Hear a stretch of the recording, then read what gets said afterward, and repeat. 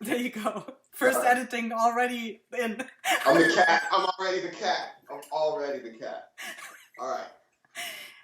Hey, I'm Natalie Callback, and I'm here with my dear friend Mario Robinson. I'm super excited to see him because we actually haven't had time to talk in a very, very, very long time. And Mario is a painter, usually, and he can correct me, painting a realistic watercolor paintings. He also has a wonderful, wonderful book which I own and doesn't have his signature. Dare you? Yet, which is called um, realistic. Wait, what is it called? Lessons in Realistic Watercolors, right? Yes. So Mario, Yes. where are you? Yes. You used to live in Jersey, in New Jersey, and that's how we know each other. We worked together for as ambassadors for Winsor Newton. I was for Liquitex, and we had some nice outings together. Yes, yes, traveling on the road. Yes, yeah, yeah. Dancing bears in the Winsor Newton and Liquitex booths. True. Yes, that's where we met, and we just hit it off like immediately. It was just so fun. That's the thing about traveling. Yeah, we connected in Dallas and had a great talk at breakfast, and it just carried on. A dialogue carried on through there. And it's always always fun to talk to you. I always have a smile on your face, and it's just in this time, not to move ahead, but it's good to have people that you've actually made real connections with and have spent quality time with, and you see that they're doing well and still have a smile on your face, you know, and that really helps get through this. So thank you for doing this also. Yeah, I mean, I thought of you right away when I was thinking. I mean, I have been thinking often about you. It's just like, and we talked about that just before the interview, how busy you get, and it's like so hard to keep up with a lot of people that you made connections with, and all of a sudden, I don't think I've ever had so many people uh, texting, emailing, and reaching out that I haven't heard from in such a long time. And what I loved about it was like there was no reason to like talk about, what was in between and why didn't we keep up. It was just like, okay, let's like start right here, And it was Right. really That's right. amazing, right? That's right. When there's a worldwide pandemic like this, there's no time to fill it with small talk and things that don't matter. We're in such a new normal right now that it is good to just pick up, um, bond, and renew the bond that we had, and then just try to help each other, cathartically get through this in some small way. So it does cut through, all the clutter, the things that don't matter. So Right. So you used to live until recently yeah, at the Jersey Shore, and right now you're in Alabama, and you just set up your new studio like not that long ago, right? yes, I moved on December 28th. I wanted the holidays to kind of, subside and get behind me.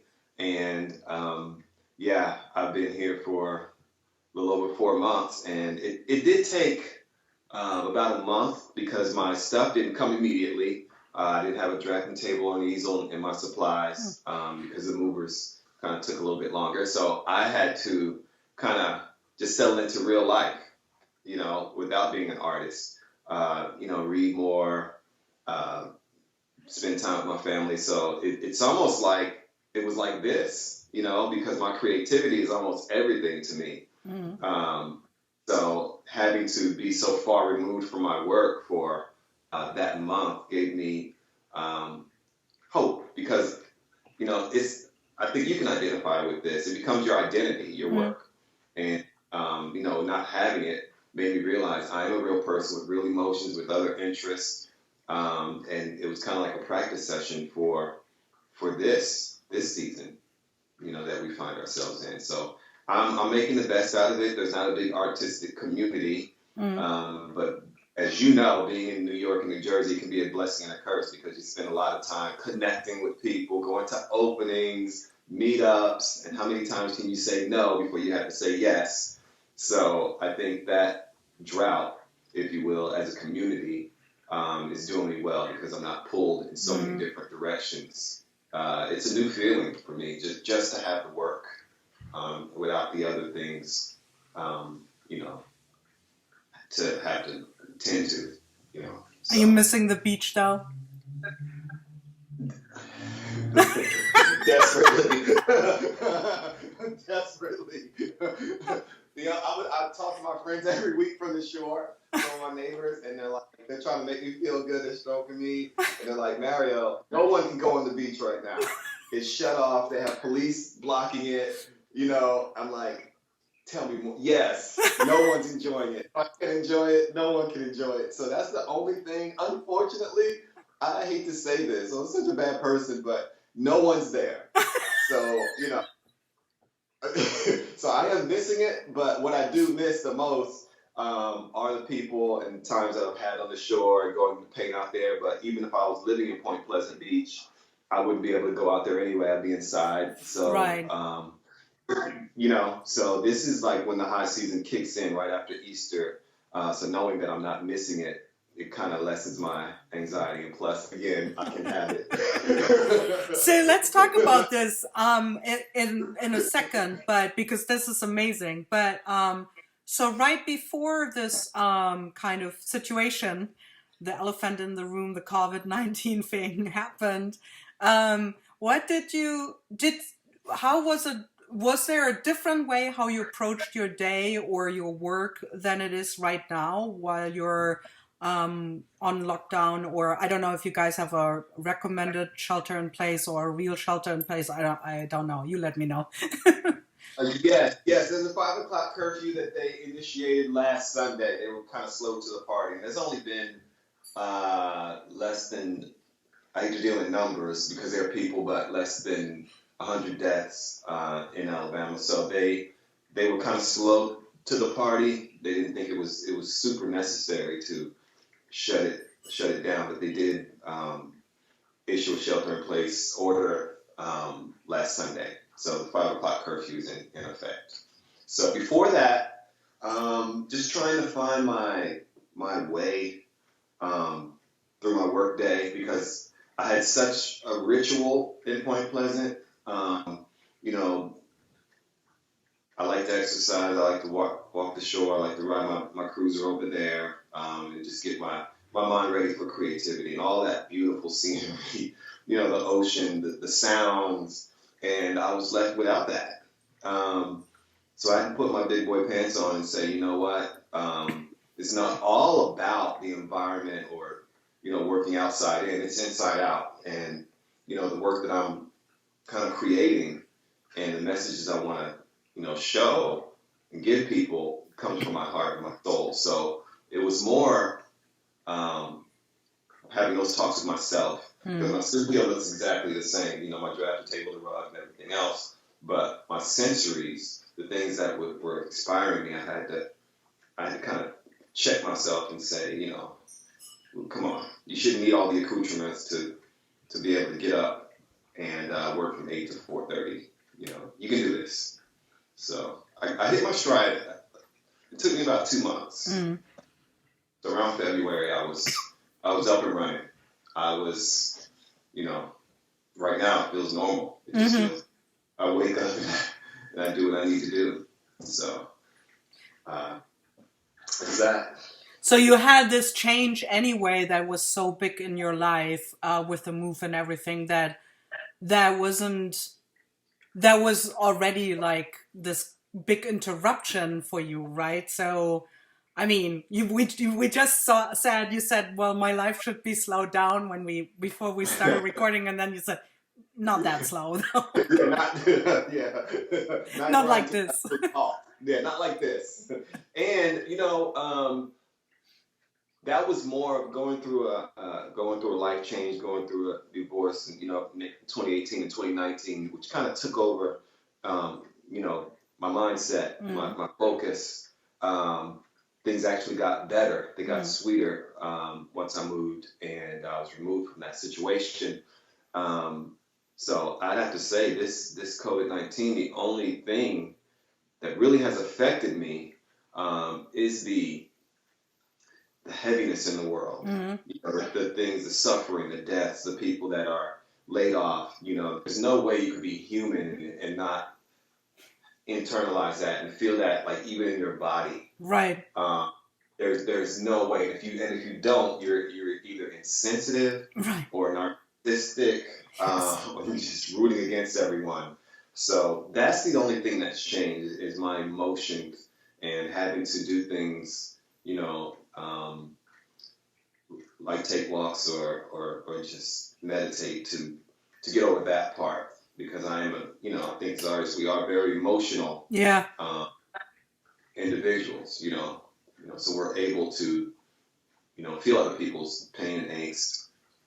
So that's the only thing that's changed. I don't watch the news. I don't take in a lot of that information because that can be a rabbit hole. Once you start, it's like the longest soap opera in history. Once you start, you have to finish. You have to, check up on it. And um, I'm an all or nothing person. I can't watch a little bit of news. I have to just check out. So I get information from other people, and they'll look at me like, "You didn't know that?" I traveled to Charleston on March 12th to settle up some business with galleries, and they were talking about it out there, and I'm like, it's not. What are we talking about? Then I got back on the 16th, and that's when everything kind of really hit here. I'm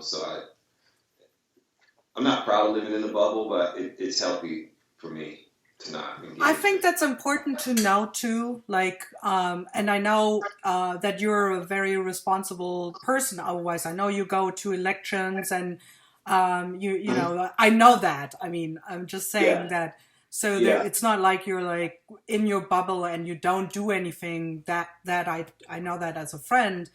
But right. I do the same thing. Like I have days where I watch news like nonstop, and I'm the same way as you. I can't stop then, and you know I do my research, and then the next day I feel like if I hear one more thing, I don't know what's gonna happen. I need to really take a break from all of this. What I found interesting though is when you said that the heaviness of the world, and that's true. We do. I do feel I think it's mostly, it's not, for me, it's not the fear about my own health or my own well being. It's just all the things that friends tell you and how they suffer, family members losing their jobs and or being sick or dying. And you internalize that so much. But the same thing you said, and then I go to a walk and I do, you said everything but painting. Yeah, yeah. Painting. I think for people that don't do it every day, I've done it almost every day since 1994, and even before that, there was college, and then before that, there was high school. Um, I don't know if I see it as that cathartic getaway. It's like either you live in the Bahamas or you travel to the Bahamas and you come back to your reality. So they're not out there like trying to buy the best beachwear. It's almost like the shore. You can tell someone who has a proper beach attire, and you can tell people that actually we're all black to the beach. It's so I think for us as creators that do it every day, I have so many responsibilities with my art and things that circle around my art, articles and things that you involve yourself in. So that's something that's just part of me. It's just something that I wake up and it is an escape, Mm. but it's serious business at the same time. So the things where I can like taking a walk, there's no one judging. Like, wow, how many steps did you really even take, Mario? Like, so it's just a free, just no pressure kind of thing that I do. So yeah, I wish I could see it in that light again. I'm sure there are days when you're just like, I miss my baby. My baby's such a grown up, such a corporate little thing. It's like I wish I could have my baby back sometime. This is the point of birthing it and putting it out into the world where it can actually do things for yourself and others. So yeah, painting. Um, I'd have to really think long and hard while I'm painting to say, wow, this is so enjoyable. Yeah. You know, painting is difficult enough where I'm just involved in that process. And then when I'm done with that, I can relax and do something to free my mind, even if it's been watching a show on Netflix like The Tiger Right. King. I watched it too. I have no problem admitting it. Yeah, I'm not ashamed. I was born in Oklahoma, but I'm like, thank God my mom left when I was 11 years old. This is crazy. It's so crazy. But there are things like that have levity and escapism, where I think whatever anybody does today and the following day to get yourself through this thing, there's a no judgment zone that we all have to live in. That You is know? very true. That is very true because we all cope differently with those situations. Some people are super frenzy. Some people are very good in helping other people in the situation, right? Some people just need to nest or like bake or I don't know, take all the flour away from me. Take all the flour away from me.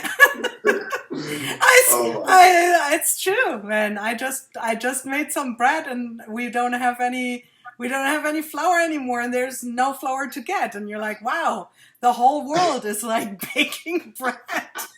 Yeah, it's like everybody has the same idea. Like, and I think that that's funny.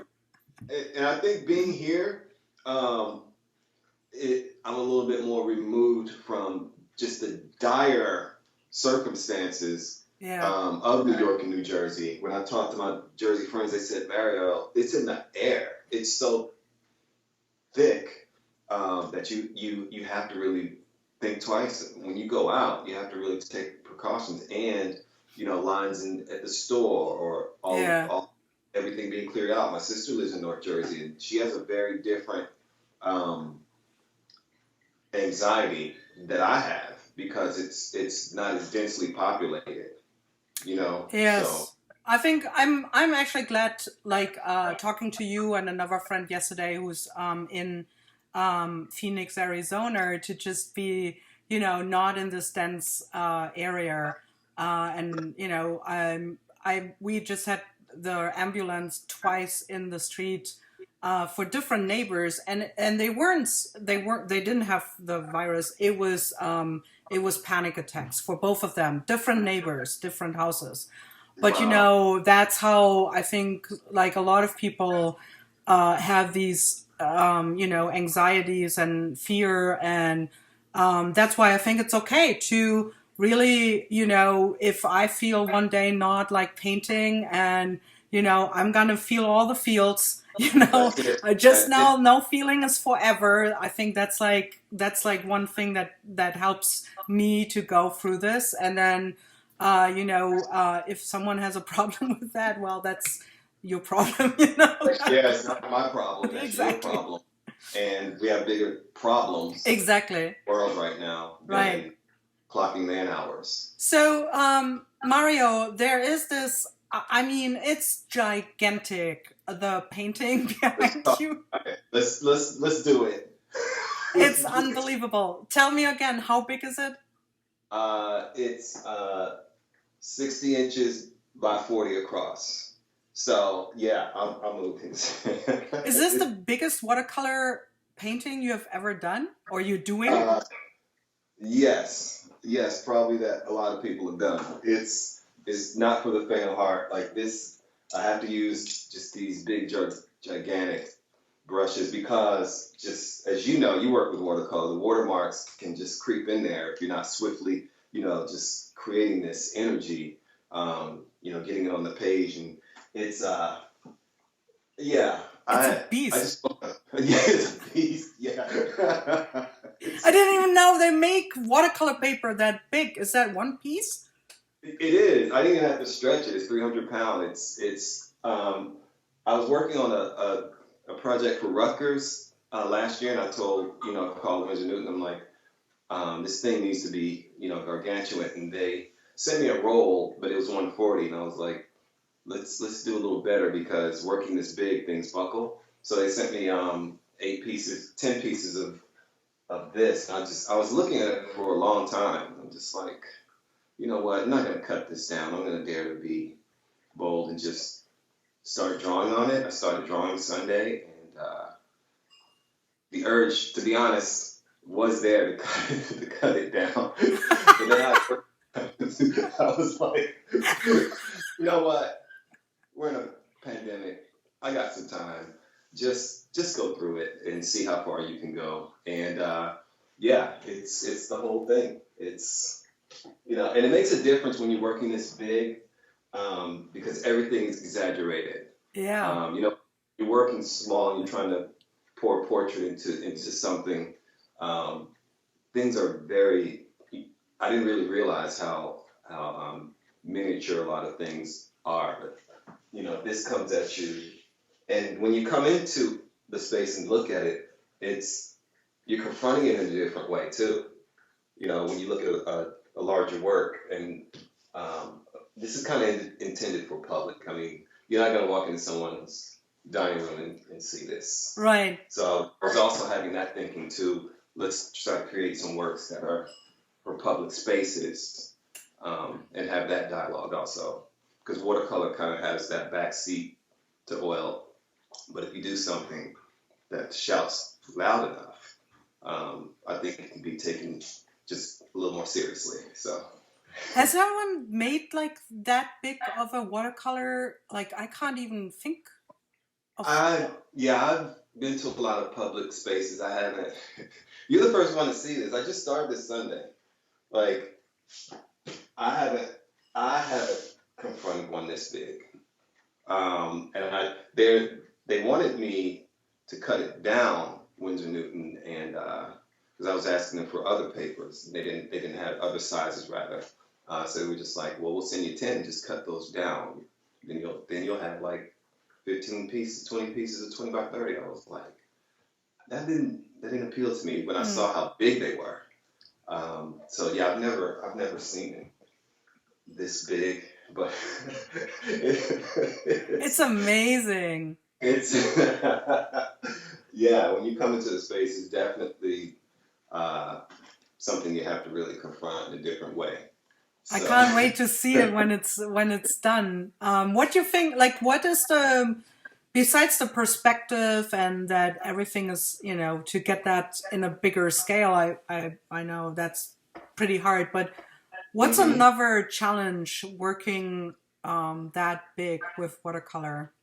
Buckling, we said already, it's a different weight. So yes, the drawing aspect of it, it presents for something like this architectural. I didn't have a T-square long enough for it, and I'm just trying to measure things. I do a lot of measuring, so the measuring was different.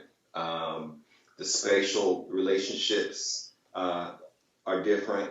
So it took me all day Sunday to actually start feel comfortable about how much bigger I had to exaggerate certain things on this scale.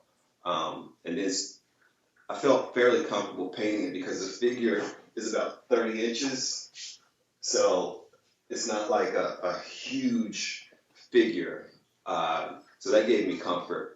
And I was like, well, I'll just keep going with it because that's the major part of it. Everything else, rails and everything I can work in small pockets, but it's different. I'm not gonna lie. I've seen a lot of watercolors, and to see something, even though I'm creating it, it's exciting to show people and present something this big. And I'll do more, but right now I'm in the throes of it. Are you working on one? So right now you have that up. Is that then you're working on this one and not another like smaller piece, or?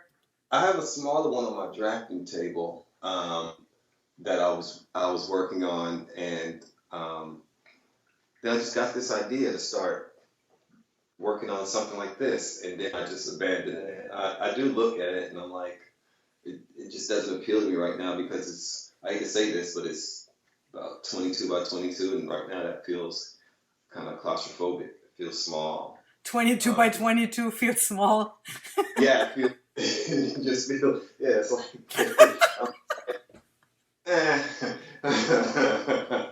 I'm a big boy now. I'm going for it, Nat. I'm not, you know. And I think that's when we talk about coming out of this, because we will be on the other side of this. How do you come out? Mm, What do you come up with? You know, what do you learn about yourself? It's not about, you know, showing off. It's about challenging yourself when you have a lot of time that kind of runs together in a continuum. Um, you know, you can give into the fear and anxiety. mm, That's fine. And just a person like me, I like to use time extremely wisely, you know, to my advantage. mm-hmm. We do have time, and everybody's just kind of settled in. Um, I like to use that time and that energy to pour into something, and then hopefully inspire people when we come out of this and they see something like Yeah, this. Uh, you know, it lets people know that something like a pandemic shouldn't really shut you down if this is what you are really about. You know, so yeah. I think it's interesting that a lot of creative people have always, in really heartfelt times, created some amazing or very different work. I just learned yesterday that Shakespeare, for example, wrote Othello and Macbeth hmm during the plague, which is like, you know what I mean? Like yeah. he was like in like shut down and in this pandemic got some quilts, you know, like And then he's off and running. yeah, You know, it is. We talked about it earlier. There's a challenge, you know, worldwide, and there's pain, suffering, and you do feel that, you internalize that, and if you're not that deeply affected, if you don't have 2 feet in it, I don't think there's any reason why I can't come in here and try to do something that serves myself and humanity and right, the art. You know, I don't have it bad. Some people have it really bad. exactly, yeah. I was scheduled to have a conference call with a younger artist on Monday, and they had a corona emergency, and we couldn't do it. So, you know, here I am. I was ready to help, but the person is in New York, and they're in a very different situation uh, than I find myself. So, in doing things like this and reaching out and having, you know, conference calls and things like that, I feel like it's a responsibility. Mm-hmm. And I'm glad that you're doing it. I mean, you're in one of the most affected places in the country, and you're still cleaning up your community, having things like this go on. And Yeah, but it's a you know it's a different I mean, I'm safe, like I'm, you know, I'm good, I cannot complain, and I think that's also, as you said, it's a matter of perspective. I'm sitting safe and sound in our house that we bought, you know, last year, and I have a yeah, garden which is like, I mean, I have so many friends that live in super small apartments and they can't get out, you know. We have a yeah, wonderful neighbor, like our neighbors are super nice, you know. I managed to get a fresh direct delivery spot every week, so I don't even have to like get out while other people are like, I can't get any deliveries. So I'm like, I'm really like the least person who to, you know, complain. sure, So yeah, I do feel the heaviness, and while I can't, and but I find it interesting, and that's right when you said, and you're not the only one, which is why I find it so interesting doing those interviews. Is a lot of my artist friends, like you said, I feel I have the duty, or there's a responsibility of doing something, and everyone takes that in a different way, right? It's either, you know, I'm gonna challenge myself to do this kind of work or something that's different from what I do usually, or someone who teaches and says, I want to do a bigger, you know, like I want to provide free content for people and make sure that they can, you know, have a good time while they're trapped at home. And I think hmm mine is kind of like, I want to research like what do people like think in this time, and like have this recording, because I love this storytelling aspect of, in art, but also in general. And I think this is storytelling, like, what do those friends that are dear to my heart and do something that I admire, what's their story during this time? And then when you get famous, well, you are famous already, but with your big ass painting, I can say I interviewed Mario, and I can tell you exactly. Either he drove himself crazy or he actually wants to do another one. Like right now, I'm 2 days in, so yeah, I'm talking to you. You're the only person that's seen it, and it's like, well, maybe in a few weeks I have a different story. But for now, I'm riding high. Like, look at me. But you're right. You're right. The people that, even corporations, like with the Fine Art Collective and Winsor Newton, Liquitex, that are providing these stories, on Instagram, and trying to, do small things, free content, and talk to creators. And they could take the money and run, but they're actually using this time to provide that service for people. Well, I think it's the very important thing is like, who are people turning to? They turn to things that are made by artists, whether it's like, documentary artists that do Tiger King. No, High art, yeah, high art. But like, it's the arts. It's like movies, books, paintings, musicians online, right? So. And corporations like a fine art company, like the one we're talking about, which we both enjoy working with, they are back to the roots, and it's like an artist showing, things to do. So I think that's amazing. It's like, hey, we're not on the front line like a lot of workers, but it's also it's needed. And so stop cutting the arts. Give us back the money. That's it. It's cathartic. It's a little bit of an escape for people. It's like entertainment. And yeah, right now I get a lot of letters and emails from people now that are able to sit down and watch the content that I have out there, because people have the time. And what do they turn to? It's not work right now. It's something that makes them kind of forget about what's going on in day-to-day lives in the house. So you can see the value in times like this, more so than you can when there's so many other options. And when people are tired from commuting and everything. Right now, people are taking this time to be creative and kind of sit down with the video content. So. That is so true. Mario, I want to let you go because I know you have a really tight schedule, but supposedly this will be normalizing by the end of the year. Where can people see your work? Is there anything you have planned? Are there classes? What's going on? Where should people check you out?